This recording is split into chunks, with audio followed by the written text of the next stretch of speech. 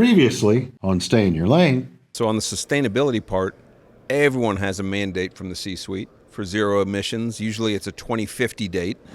So it's very hard as you get further down to know what the emissions are. And so the challenge is, how do I get those scope 3 emissions? If I knew every truck that I'm operating on, where it's operating, and how much fuel it used on that leg, I could probably figure that out. So that was one thing we talked about, the sustainability.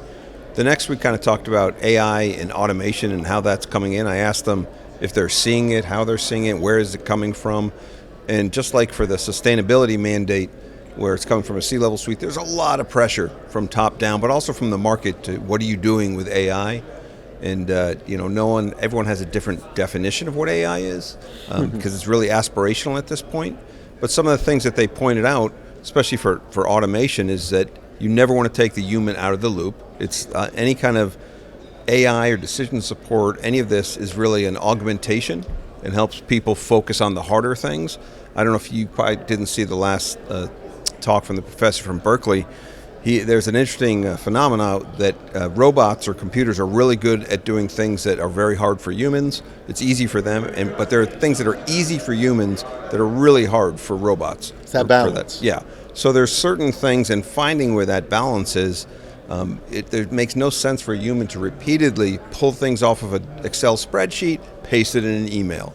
These kind of things that we do, but if you get rid of those things and automate those processes at different levels, then it frees you up to do other things. Those things that that Covey used to talk about that are not urgent but important. Right. The things you never get to but really would have a big impact. Automation, AI, all this is allowing your time to free up to do those things, to take the mundane, repetitive stuff away. That was kind of the consensus from the panel, which makes sense to me. But I don't know how you're seeing automation or AI happening in your field. Well, I think number one,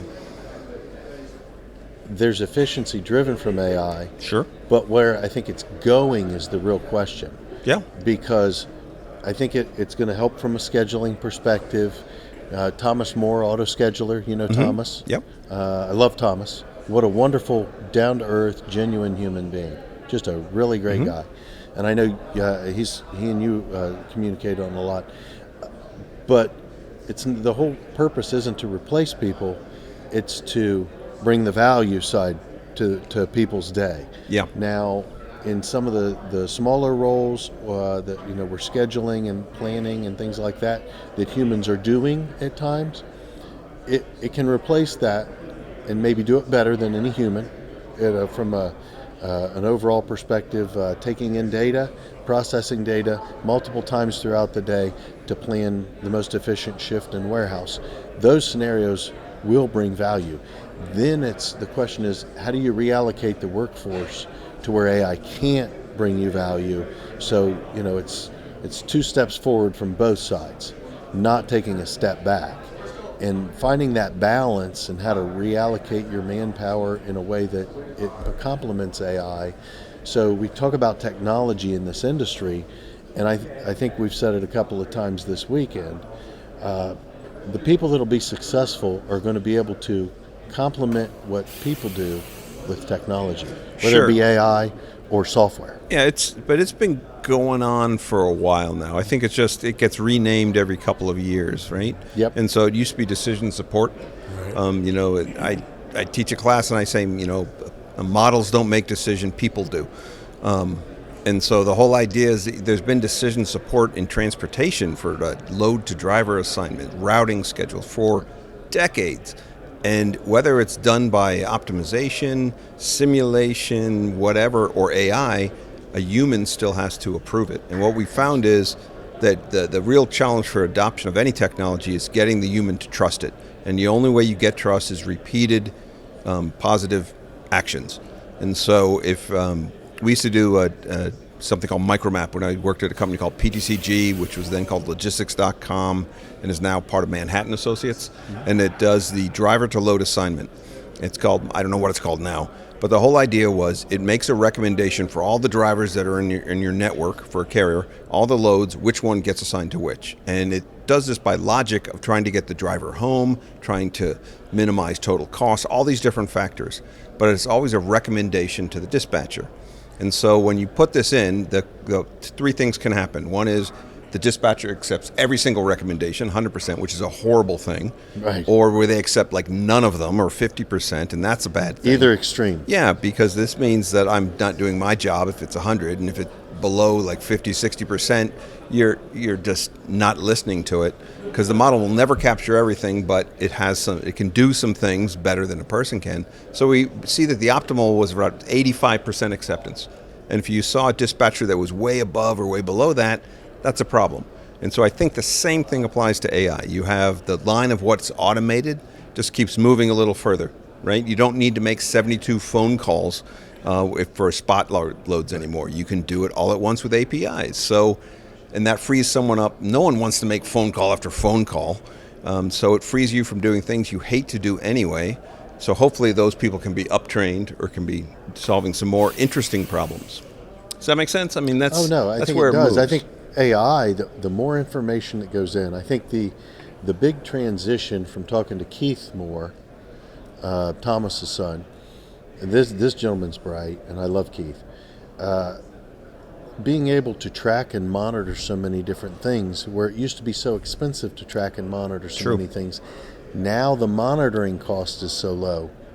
Now it's a great time to try to do more automating.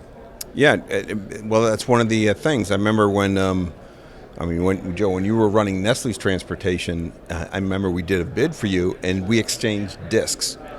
That's how it was. We mailed. We couldn't email because it was too big. And for a lot of the times, when I started doing this in 96, 97, we'd have to FedEx or UPS them to their home address because people's home computers were more powerful than the ones they had at work. Especially for a lot of carriers. So, yeah, we've gotten so much better for data, and it'd be a diskette, the 1.44, 3.5-inch ones, and they'd plug it in, and that was their data. It was a spreadsheet. Now we get it real time. You have so much more data, but what's interesting is there's a weird paradox. As you have better data and your capabilities are better, right? The software now to do like bidding and procurement and strategic design, it's so much better, but it takes the same amount of time, right? People still take about 3 months to get ready and prepare the data. They give the carrier 1 to 2 weeks, and then they spend 2 to 3 months analyzing it. And the reason why, it's the vacuum cleaner effect. When the vacuum cleaner was introduced in the household, the thought was that the amount of time spent cleaning would go down, and it didn't. It stayed the same or went up because our level of acceptance of quality went up. So we're spending the same amount of time doing this stuff when the tools are out there to make it so much faster. But if I can make the analysis be 10 times as fast, I'm going to do 10 times as much analysis. Exactly. So it's funny how we fall into that trap. I think it's human nature too. Oh, absolutely, absolutely. I think when you have human nature, I think a lot of the things that maybe mathematically don't necessarily pay for themselves at that time to use AI to automate, that key people are doing. When the key people aren't there, then what, right? So, it's almost like an insurance policy in some respects, that you should look at what those options are for, protecting your investment, your organization. Yeah, some people have used it to try to understand, the historical knowledge, the tribal knowledge, and how do you keep that going. I don't have any good examples of people doing that yet. I know some people use AI to, especially generative AI, the large language models, ChatGPT, Bard, Gemini, and all those kind of things. They seem to be a good fit for a job that you would give a young intern, right? Like some of the interns that were on this morning, give them a week to do something, analyze this problem, or tell me what's going on in this field. That's what ChatGPT or any of these generative AI things can do instantly. And then you have to look at it, just like if an intern hands you something. Got to have some human interaction. Absolutely. You some never interpretation. Take it. Yeah. But we do that for people when they give us stuff. You don't take everything at face value until it earns its trust. Right. So I see generative AI really making sense and fitting there. But for a lot of other things, the jury's still out. I haven't seen it for better forecasting. I know people are trying it for different aspects of procurement. I haven't seen it for better routing. I disagree with the professor who talked about how it's improving routing. We did a hackathon up at MIT where we had people trying different techniques, and classic OR methods just won hands down. But maybe it's evolving. We'll see how it goes. But it's interesting. It's an interesting area because you're right. We're still figuring it out. AI is still aspirational at this point. Well, you brought up API, right? And I think if you're doing things consistently the same lanes, the same shipments, I think the API tool is probably a value. When you find out that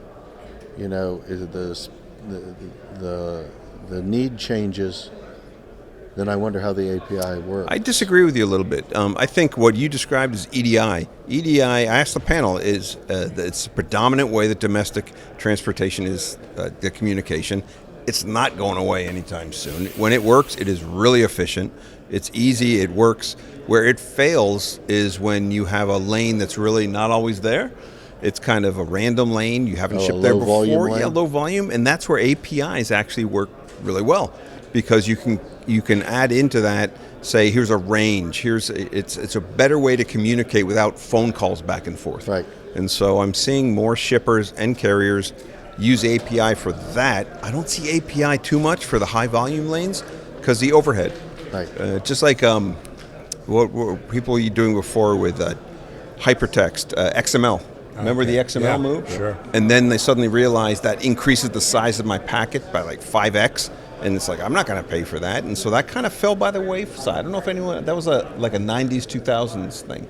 XML is going to take over the world. So I think EDI is here. Everyone hates it, right? Everyone has a different standard. It's a pain in the ass. But once it's in, it's about the efficient Keep your thing hands ever. off of it. Yeah. And it's the cost perspective. Yeah. But the tail end, the loosey-goosey, less than 10 loads a year kind of freight, my position is you shouldn't even bid that out. Because if you have less than 20 loads per year, the probability that lane even appears next year is close to 50%. So why spend all that time? And so I think what's going to happen is some of the API and dealing with more dynamic and variability within the network, it's going to handle some of the long tail, slow, low volume ones, which means the contracts in the middle. Now, forget about dedicated. That's a real high volume, repeatable, balanced lanes. But I think the truckload contracts are going to get a little more, have more bite in them. Right now, they're kind of a joke, right? Where it's binding in price, but the shipper doesn't guarantee the volume, and the carrier doesn't guarantee that it's going to be there. I don't think there's any guarantees in transportation. But there are for some different modes. But if you cut out that tail where all the variability and say, okay, this is a contract, it's more rigid, it's only for these certain lanes, you might be able to get a little more guarantee-ish for that. I think How it do you makes sense. quantify a little more guarantee-ish? This is what we're doing up at MIT. We're saying where's that elbow? Where's the probability, volume of a lane, or really it's a number of weeks it's consistent is what really matters, not total volume. What if it comes down to the people? What do you mean? What I mean, the people making decisions to ride longer and for that to be a little more guarantee-ish. There's no way to judge that from the numbers other than communicating with the people.